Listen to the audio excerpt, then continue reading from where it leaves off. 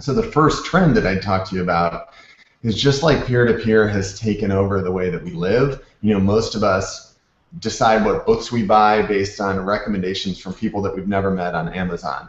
We learn about music from recommendations that other listeners have given to us through algorithms on Pandora. A lot of us even figure out what news we read every day by looking at our news feed or our Google Plus account. So peer-to-peer is completely embedded now in the way that we live. That's the first trend that I talk about in peer-to-peer fundraising. It's just growth. Well, the technology tools that have transformed the way we live have transformed fundraising as well, between social media and CRM systems and big data and all the stuff that we hear and read about every day. So the first trend in peer-to-peer is just growth. This is a channel that really, in the way that it exists now, didn't exist 10 years ago. Most of peer-to-peer 20 years ago was in traditional events like the March of Dimes. Now that's really dramatically changed, and we're seeing traditional events, like even traditional kind of mundane walk programs, are growing sometimes at a clip of 8 or 10% a year. So that's a really important trend. But we're also seeing peer-to-peer embedded into digital campaigns and social campaigns and web campaigns. So trend number one is just growth, that it's on everyone's radar in a way that it didn't used to be even 3 or 4 years ago. And at Plenty, we specialize in peer-to-peer, and we've really, frankly, enjoyed that trend, and we've also, I think, helped create it a little bit as we help clients try to understand how to get involved in the peer-to-peer space. The second thing that we're seeing that's really important, there's starting finally to be a transition to effectively blending offline peer-to-peer with online peer-to-peer.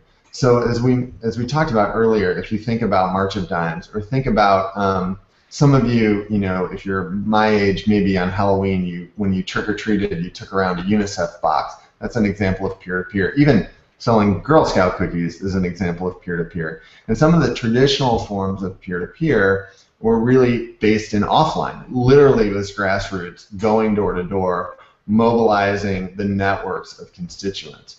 Well, to the technology we were just talking about, what's happened in the last 10 years is, the whole landscape has changed incredibly with the technology we have on our disposal. And I think what we were seeing maybe 6 or 8 years ago is the pendulum swung all the way over to digital. So, all this stuff that was traditionally grassroots based, then everyone forgot about the idea of mobilizing people person to person, and all the momentum and all the talk was in digital. The really successful programs are integrating the two, right? So effective peer-to-peer has nothing to do with whether it's online or offline. It has everything to do with the networks of constituents who we're mobilizing. So the really great programs have great offline components and great online components. And a really quick example of this, there's a fantastic program that Plenty's had the chance to work on for a number of years called the 3-Day. It's for Susan G. Komen. It's a 3-day walk to raise money for breast cancer. It raises millions of dollars, tens of millions of dollars a year. And it's a peer-to-peer program. So we get people who are affected by breast cancer to commit to walking 60 miles over 3 days and raising money from their circles of friends to help Susan G. Komen. Now, this has a really heavy online component. Most of our fundraising is online. We're heavily leveraging CRM technologies. We're heavily using social media. However, most of the fundraising does happen, most of the actual asks happen in person. And so what we've done over the last few years is help develop tools where the online and the offline work together. So if I'm signing up to be part of the 3-Day, I'm going to go to the website to learn more about it. But I can actually find teams of walkers in my area, and the website will help me link up with them so I can meet them offline. Or the website will help me find where I can go to an information session that's offline so I can meet real people doing it. So that was a long way of saying, a long example of saying, I think the next horizon for effective peer-to-peer, just like every mature development channel, is to use the best pieces of technology and use the best pieces of face-to-face and not get overly enamored with the tool, but really to blend those together into kind of one unified channel. And then I think the last trend, again, this is emerging, and we're only seeing this in the more sophisticated programs, but it's coming for everybody, is integrating peer-to-peer with the other development channels. Say a decade ago, even 5 or 6 years ago, we were seeing a lot of peer-to-peer programs that would exist in a silo. So the organization is running an annual campaign, maybe a major giving campaign, and those things are all working together, and those things are all referencing each other, and then there's this peer-to-peer network that isn't looped into that at all. And that can really create some big problems. For example, we've worked with clients who, as soon as someone registers as a donor or gives as a donor to a peer-to-peer campaign, they're getting a message from the organization about the organization's annual campaign.